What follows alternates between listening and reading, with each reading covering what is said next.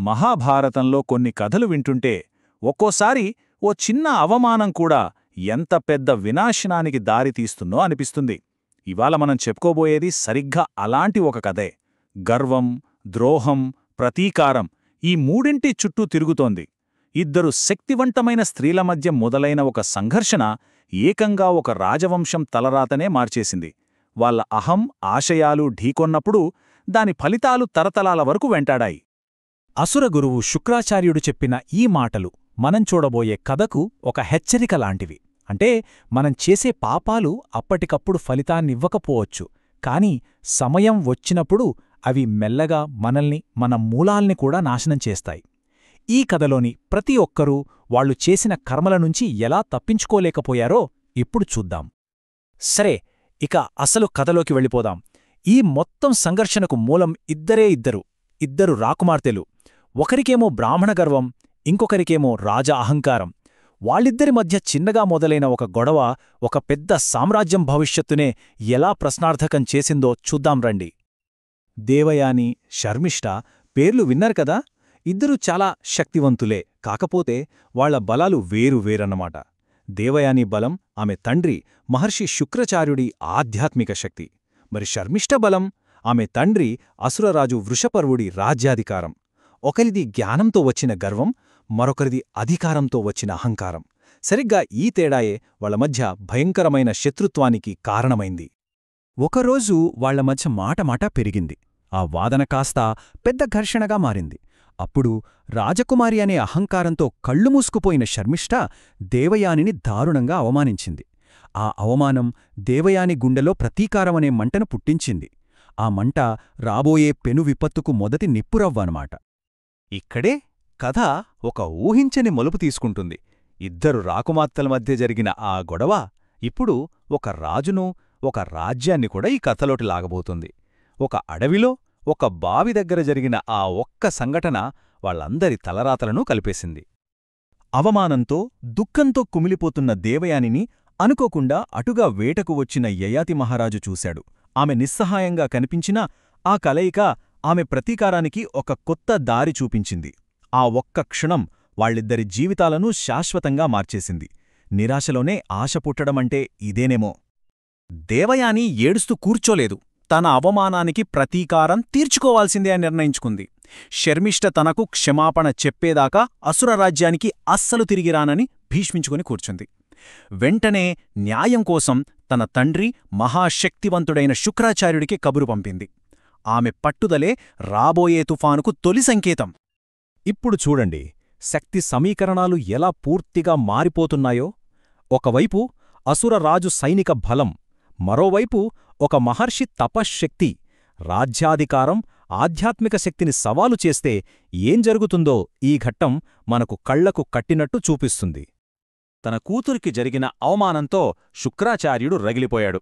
నేరుగా వృషపర్వుడు దగ్గరికి వెళ్ళి, నీ కూతురు చేసిన పనికి నేను నిన్ను, నీ రాజ్యాన్ని వదిలి వెళ్ళిపోతున్నాను అని హెచ్చరించాడు. ఇది మామూలు బెదిరింపు కాదు. ఎందుకంటే శుక్రాచార్యుడే అసురులకు గురువు. వాళ్ల బలం, విజయం అన్నిటికీ ఆయనే మూలం. ఆయన లేకపోతే అసురజాతి నాశనమవ్వడం ఖాయం. ఇక వృషపర్వ మహారాజుకు చావోరేవో తేల్చుకోవాల్సిన పరిస్థితి వచ్చింది. ఒకవైపు కూతురి గర్వం, మరోవైపు రాజ్యం మనుగడ.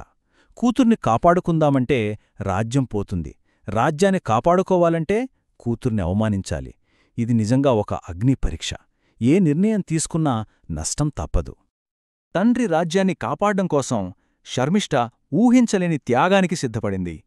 తన రాజకుమారి అనే గర్వాన్ని, అహాన్ని అన్నీ పక్కనబెట్టి దేవయానికి దాసీగా ఉండటానికి ఒప్పుకుంది.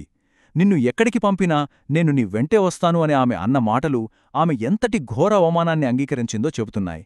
ఒక రాకుమారి ఇప్పుడొక దాసిగా మారింది. కాని కథ ఇక్కడితో అయిపోలేదు.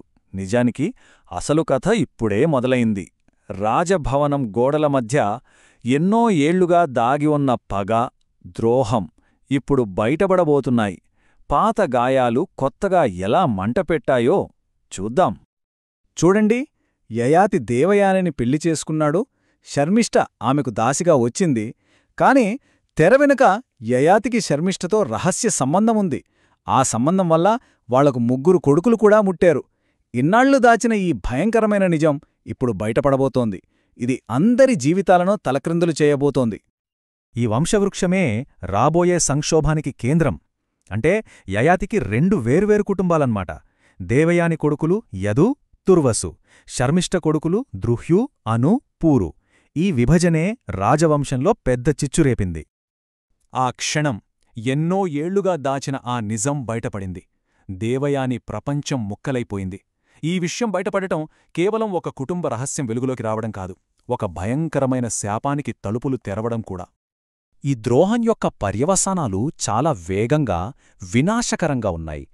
ద్రోహంతో, అవమానంతో రగిలిపోతున్న దేవయాని మళ్లీ తన తండ్రి శుక్రాచార్యుడి దగ్గరికే వెళ్ళింది. ఎందుకంటే తన బాధకు బదులు తీర్చగల శక్తి ఆయనకు మాత్రమే ఉందని ఆమెకు తెలుసు. ఒక్కసారి దేవయాని కోపాన్ని ఊహించుకోండి.